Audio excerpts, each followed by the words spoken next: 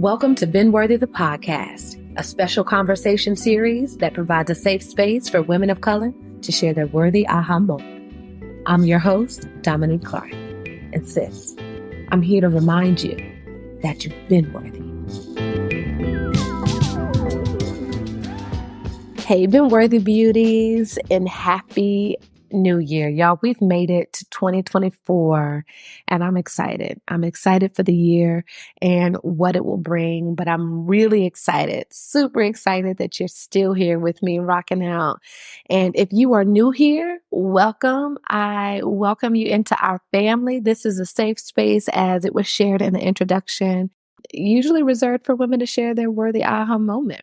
But after listening to conversations over the last year and stories that was shared, I realized that it's honestly a lot more than that. Like, this is a space to share, yes, but it's also a space to discover more of who you are and who God created you to be, and a space that gives you permission and ignites the audacity for you to go out and achieve that and be that girl. And so, yeah, I'm excited. Of course, I have another incredible woman to share with you with an even better story that I can't wait to dig into. And she goes by the name of YahZarah. She has some background for some of our favorites like Erykah Badu, Lenny Kravitz, and Madonna. Her hit single Runnin' was featured in the Netflix series She's Gotta Have It, which was one of my favorite shows at the time.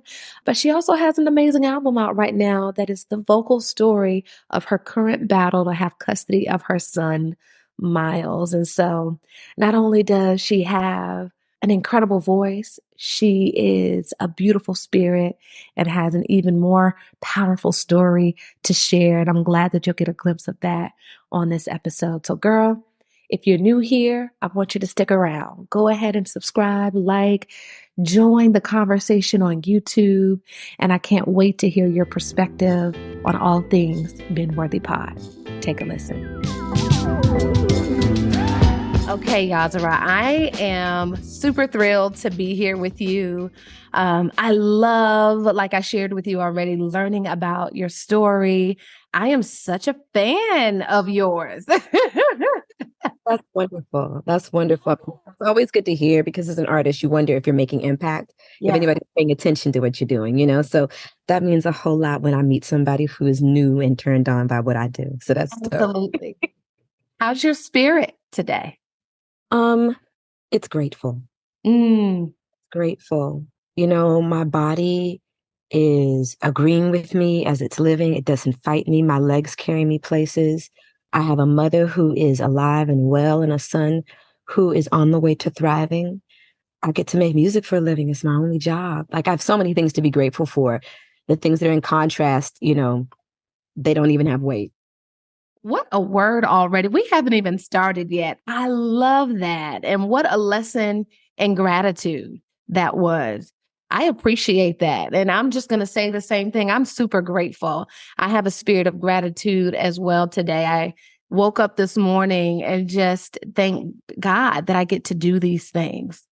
Not everybody gets to do this, but I'm thankful that I get to do these things, have amazing conversations with dope Black women like you, be a mother, be a friend, be a supporter, be a cheerleader. And I'm just super excited that we're getting ready to have this conversation, because I feel like through your story and just with that one opening line, it will certainly bless a lot of people and not only help people reconnect with themselves, but a higher power. So one of the things I just have to mention, because this was not planned, or maybe it did become planned, is our hats for those who are watching. This is good in progress right here. See? So yeah. I love that YahZarah joined me with my hat, because I was having a really bad hair day and I was like, hat or not? And she's like, let's do hats. So here we are with our hats. I hope you like them. Okay, so let's jump in. One thing I didn't realize was that you lived in Durham for a stint of time. Yes, I actually went to college at North Carolina Central University. Yes. I'm very proud to say that I didn't finish, because I ended up going on the road with Erykah Badu my sophomore year. And I tried to hold on. I made deans for the last 2 years, and then I had to just go. But it became my home. Yeah. It really did start there. I got married. I had a baby there. I got divorced. A lot of different iterations of me took place there. And so I always call Durham my second home. Like the place, DC is the place where I was born and was prepared. And Durham was the place I grew up. So I grew up in Durham, which is why I was so excited, Bull City, to Oh, see that connection. And I was like, oh, this is fantastic. But yeah, I grew up in Durham, originally from New York, but I was raised in Durham, had got married in Durham, had my children, well, my first two in Durham. I'm a mom of three. And yeah, my family, some of my family members graduated from Central. And so we love NCCU. no way. Yes, yes. So I was going to ask you, what was one of your best moments there? But it sounds like you've had so many. I've had so many. I love to say that my life has been very serendipitous. So Mhm. when I was at Duke Ellington, I was in a band called Hidden Image, and we performed all over the city. Under the school's banner, we were called the Split Second Band. And so we called ourselves Hidden Image so we could perform at clubs. Yeah. And, what ended up happening is I applied to several different colleges. I was accepted to Berklee College of Music, Wow. Carnegie Mellon, Juilliard, and North Carolina Central University as well as Howard. And my whole band got full scholarships to North Carolina Central University. And I thought that that was a sign from God, Yeah. that it was time for me to lift my body out of this place, DC, which, when I was growing up had extreme color cast. So I kind of grew up conflicted, looking in the mirror saying, I know I'm beautiful, but everybody keeps telling me either I'm ugly or I'm stupid unless I'm singing. And I need to go someplace else so I can get confirmation of what I'm seeing in the mirror and knowing is going on in my mind is the truth. And what I'm hearing out here, it has to be the lie. So, God gave me that scholarship, and I would have gone to Juilliard, but I didn't want to study classical music anymore. I would have gone to Carnegie Mellon, but I wanted to be in a city, or I wanted to be with my friends. And, here it is, the one girl in an all male band, and we all go to Central in this huge caravan. And that's where my story begins. Yeah. So you said sophomore year is when it really took off for you. Was that about the same for all of you and your band members? Did you all have your big breaks from Central? I think I was the first to splash out of the pool as far as my band is concerned. My bass player, who was also my longtime crush, I wrote one of my first love songs called "Damn Guitar" about him. He played.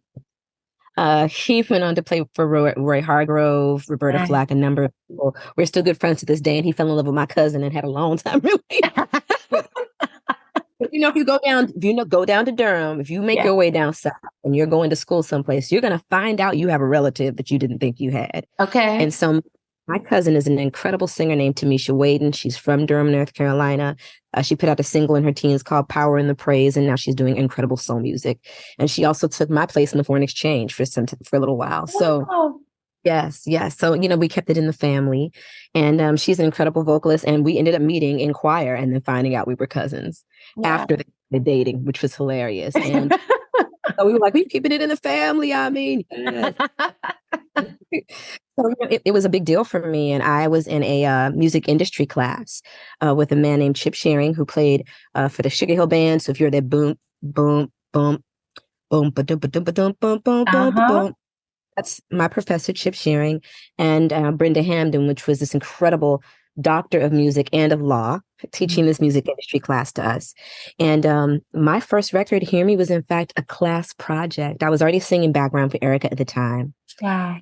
I went and I did this demo at my boyfriend at the time's family's house. They lived in Seattle, and I played the keys on everything and did the drums, and they put their sprinkles on it. And so it was the first time I worked with a producer, producing a track on my own and writing everything in place. And so I went back to class. All my friends at school were loving it, and my teacher Chip just tore it to pieces.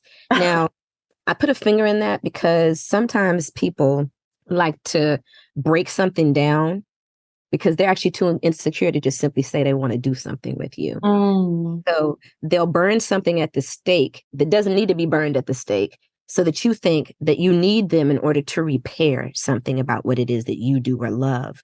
And so, I'm not no fool at the age I am now. Okay. I realized that was what was happening because them songs was banging. So I ended up going into his studio, and my very first project was basically a diary about I guess I would call my adult puberty, which is, those ages between like 18 and 26. to me are adult puberty, because first you become a teenager and then all of a sudden you have these layered experiences as an adult and you thought you had it all together.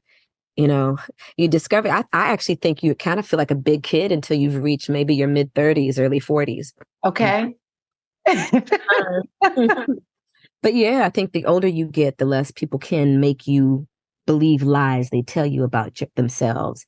And so, here me as this virgin voyage into me discovering myself, hearing a few lies, clearing those out the room, falling in love, getting my heart broken for the first time, and coming of age. And all the time, I was writing it between Electric Lady Studios and Durham, because I was also singing backgrounds and doing arrangements for Erykah Badu's Mama's Gun. I was only 21 years old. Yeah. I also, at the time, I was in the music industry class with the man who would then later be Ninth Wonder. We love Ninth Wonder. We love him. Fonte Pooh. Yeah. Dick Rockington was my choir brother. And so, we all came up together, and I was the first one to jump out of the pool, so I would be back and forth from my dorm to Erykah and then back to class every day, which was, it's a mind, it can screw the mind up, because the one minute I'm at the Grammys and the next minute I'm like in the calf at Chicken Day. Right. I'm a cram for a test. But it was an incredible time. And I had a chance to start a grassroots movement through that record. And it took me all over the world. And I'm actually about to do a revival of that, because it was before its time. Yeah. And it's right on time. And, I'm going to hopefully be able to do that and then introduce people to my newer music, the new emergence of me. Yeah. So singing background as a sophomore in college is huge, right? Like, who's doing that, right? What I do of all people, right? Right. What did that moment tell you about yourself? At that time, I felt very invincible, as young people do. And I still consider myself very young, but I mean, that's my early youth. In my 20s, I felt very invincible, my early 20s. And then, of course, certain things happen to like mess with that invincibility we learn as children in our early adult puberty. And then we carry that damage with us throughout until we have the opportunity to take a healing journey. But what I did learn from that is that what was the confirmation of what I always got: when I sung, people listened. When I was born to my mother, and she was told she could never have a baby. And, us Black folks were going to get our hands laid on us. And my mother went to what you would call a African Baptist, what we call Shango Baptist Church. And so I had a Yoruba christening. And so when my feet hit the ground, my godfather at the time said that I would be a musician and a muse and that I would travel the world. And so I kind of always grew up, prophesy, I always grew up with this identity that made me understand that I was here for a purpose, and singing at church kind of let me know that, my voice could change your heart. But I still always understood that it wasn't me. It wasn't until I started singing on stages and I had my first performance at the age of 10 at the Kennedy Center, in the Opera Hall, where I was like, oh God, I think I actually love the roar and the applause of the crowd. So, when I ended up with Erykah, which was serendipitous, I had a teacher at Duke Ellington who had an all-school choir, and I had just literally had to threaten to sue my school at the time for discrimination, because I decided to go natural, and I was in a choir with a choir director who said if we were an all-African band, maybe you could have, an African choir, you could have braids, but you can't. And this is, it's a Black school and an all-Black choir. And, it was and he would say things to me like, you don't have to graduate. You don't have any talent. And nobody ever saw me sing in a senior recital the entire time I was in a recital until my senior year. So I had teachers who didn't even know I could sing.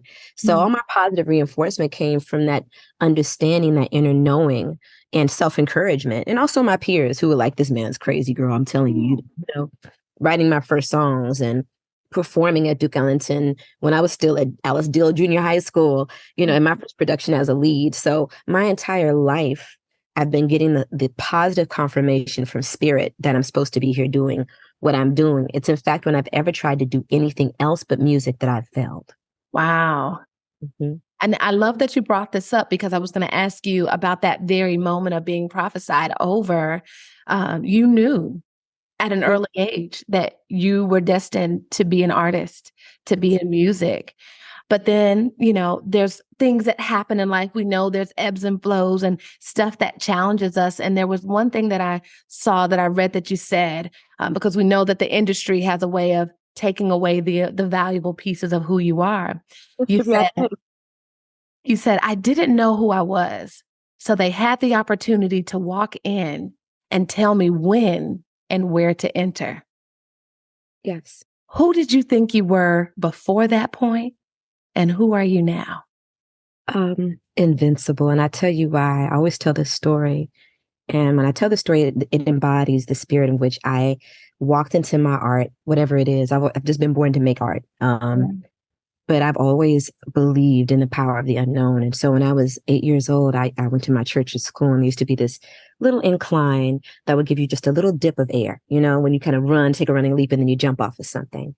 And so I believed I could fly. So for several weeks, I would take this running leap off of this little, incline, and the kids were laughing at me. But one day I held air and they saw me. Yeah. And then all of a sudden, all the other kids were tying their coats around their necks and trying to do the same thing. They saw me float for a moment. They saw me hover for just a second, enough to believe that I was a miracle and that miracles were possible. And I always grew up knowing I was a miracle and believing that because of that, miracles were possible. I taught myself how to figure skate when I was 5. I got accepted to Duke Ellington for visual arts, dance, theater, and music. So, the one thing I always knew is I might not cure cancer necessarily, but my voice may soothe the heart that will. The art I create, whether I'm directing or doing art direction or acting or singing or in ministry to other people through mental health work that I do, it's all a piece of this inner knowing that I'm here for a reason that's bigger than myself. Yeah. Now, I didn't know you did work in mental health. Can we talk about that for a little bit? What are you doing? Well, right now, due to some of the experiences I've had in my own life, I've known how a person's personal life and their art can, sometimes not everything is going up at the same time, right? And, sometimes we tell ourselves lies about ourselves that lead to damage in our personal lives. I've had several women that I know who I care a great deal about take their lives as a result of their unhappiness with their lives as a result of the work that they've done in the music industry that's trickled into their personal lives with no place to break open and be vulnerable. Because as an artist, like, what retreat are you going to go on if someone knows your music? Yeah. I've gone to an ayahuasca ceremony and walked in, and there were at least 6 people who knew my music. And it was hard for me to be able to crack open. And at the time, I just had fibroid surgery and really needed a place to be safe. Not just YahZarah, but Beverly's only daughter, Dana. The traumas, the woman who got married and then got divorced, who was divorced while pregnant and who was told she would fail, the girl who was told she would fail, all these things that I wanted to be able to crack open and have snot running down my nose and fall prostrate on the floor during my ayahuasca ceremony, but I couldn't. And then at some point, someone asked me to sing, and I was like, I can't be the only one who needs to open. I've been considered for a Grammy in 6 categories. I've traveled the world, made music, but still none of that made me feel like I was worthy after, losing my marriage and then having to trade places with my ex-husband, with my son, because he was not willing to be supportive of my art and pretended to be so to take my child. And not to take, but, put me in a position where I had to give him up. Hey, I'm never going to pay you any child support. Might as well let me take him so I can support you for 2 years and then I'll give him back. Never getting my child back. The level of layers of mental abuse, financial abuse that I experienced that made me question my self-worth, being on labels that would tell me, hey, you're going to tell light-skinned girls that they're more than a pretty face and dark-skinned girls that maybe they might just be beautiful after all. What?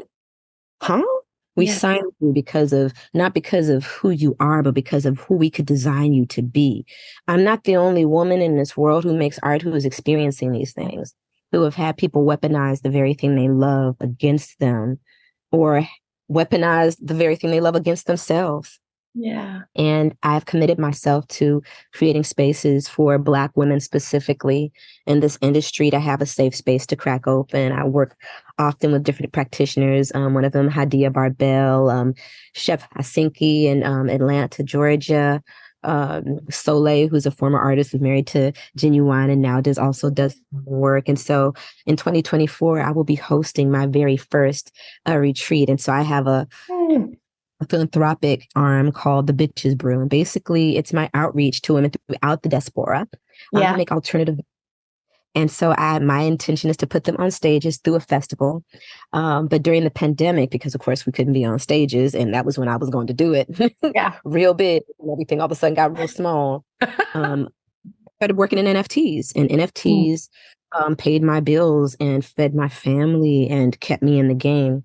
Yeah. And so quite a few people there. And I started saying to myself, what if other artists who didn't think that this was a pyramid scheme could discover what they could create to have patrons of their art through NFTs? Wow. And for some people, NFTs are a piece of digital real estate, but for me, it's a bit more. It is an opportunity. It's like a key to a relationship with me that gets you 3 shows a year and merch from me, and then Zooms where I sometimes do performances or people get to hear the next new song I'm going to do. Yeah. And I thought, what if my sisters could do that? Because then they could say yes to the things they want to say yes to, self-finance projects, and also be able to say no to some of the things that are soul breaking that they had to say yes to in order to be able to make money, take care of themselves, or take care of the families that depend on them.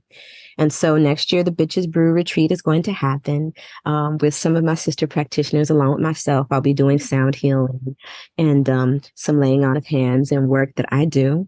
And then I will have these practitioners here. Hadia Barbell, a group of my most amazing sisters, will be in the house in the summer of 2024 to minister to all these performers. And my intention is to also give away 4 scholarships to burgeoning artists. Oh, I love it. Yeah, who can benefit from being around us, OGs. And then Yeah. we're actually going to have a producers camp. So there'll be music that's kind of birthed from these experiences we have in sisterhood. This industry loves to pit Black women against each other. Talk You know, about it. you don't hear about that shit about Yeah. with singers. You just don't hear about it. Who's beefing? Who's zooming who? No one cares. People are just making art. And so it's my intention to continue to encourage Black women to know that there's a seat at every inch of that table for Yes. and that table only lengthens when we assist one another. So there will be music, there will be healing, and in a beautiful location where women can just regroup. Women who work as leaders in their community can break open in front of other leaders and not be afraid to talk about all of the things. Heal their little girls while they're helping other people heal their little girls out in the street. Like, Yes. so many of us are healing while healing, Yes. That's what's happening in my world, as well as, some film projects I'm working on, and Yeah. just manifesting my wildest dreams, because for so long I was just stuck in this amalgamation of relationships that I thought would rescue me from the patriarchy of the music industry that had me Mm. absolutely afraid to be uncoupled and be there alone. Yeah. You know, Can we I talk was about manifesting your dreams while also balancing motherhood? It is mm, one of the greatest challenges that I've ever experienced because, on one hand, God is giving you this gift. You feel powerful in it, but yet He's also giving you the gift of motherhood. And you want to show up. You want to be present. And you know that when you're not in either bucket, you start feeling guilty. You struggle with the guilt, whether it's mom guilt or you start feeling this void when you're not in full pursuit of the gift that He's giving you. How have you navigated those feelings? mm. I have made room for every layer. Mm. I have a good therapist. Yes. Okay. That's important. Let's start there. I really do encourage people who can, and Yeah. not can, just understand not everybody can get a therapist. If not, there are other healing modalities that are out there for you. There are even grants. There's the Loveland vouchers that people can look for, loveland.com, or you can Google it. And they give free vouchers to women for mental health. even if it's just a few months of mental health to get you on the right road and have tools. That's what I needed, because people would just ask me the stupidest shit sometimes, pardon my French. Oh, you're fine. How do you deal with not being with your son? Aren't you an adult? So do people ask men that question? Okay. People never ask men that question. And they not only sometimes sacrifice their actual presence there, but also sometimes they sacrifice their very presence there while out, doing whatever. My father was a politician where there's 16 of us, but we're not close necessarily because he didn't make a priority of making sure that all of his children, by all of the women that he had, were in a unified state together. There's so many things that we have to navigate. But one thing I'll say, is I have other friends of mine who are female artists. And I had one say to me recently, as I'm in a custody battle right now with my ex-husband, who, often used my profession to abuse me financially. You have 44 months to make it in music, or I'm going to leave you. And here it is, I'm about to get nominated for a Grammy, and I end up finding out I'm pregnant, and on my way out, and so, I was told by a lot of people not to have my son. But I had fibroid tumors. I was in a lot of pain. And I thought to myself, if I don't bring this child into the world, I may not bring another one. And if God gave me this child after 7 years of marriage and not no babies or miscarriage, this child is supposed to be here. Mm-hmm. And not only did he come, but he blessed my art. He became an addition to my art. And even though I was going through, what I'm going through now, my son and I did it together. I was out on the road 4 weeks after he was born, 4 days after he was born. I was at the microphone singing "I Can't Help," singing for Spike Lee, with my son nursing at my left breast while I'm singing "I Can't Help It" over Quincy Jones, the original DAT recording of "I Can't Help It." Like, I just had to. Yeah. It fueled me. I said, well, here it is. I thought I did everything right. I got married in this all white wedding in Jamaica. Jeremiah Wright marries us. It wasn't supposed to end like this. Now I'm a single mother. Okay.